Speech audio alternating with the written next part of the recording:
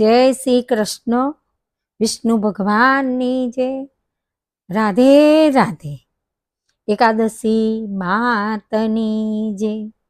યોગીની એકાદશીનું વ્રત સામરવાથી અને કરવાથી 88,000 બ્રાહ્મણોનું ભોજન કરાવ્યાનું પુણ્ય મળે છે અને મોક્ષ પણ થાય છે.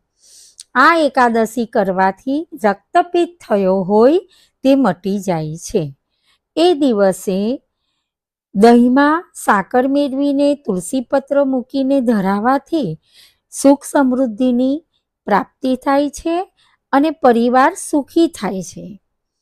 યોગીની એકાદશીને દિવસે પીળા રંગનો પ્રસાદ ધરાવવો જોઈએ અને 5 સૂકા મેવા અર્પણ કરવા જોઈએ, જેનાથી કુંડલીમાં ગ્રહ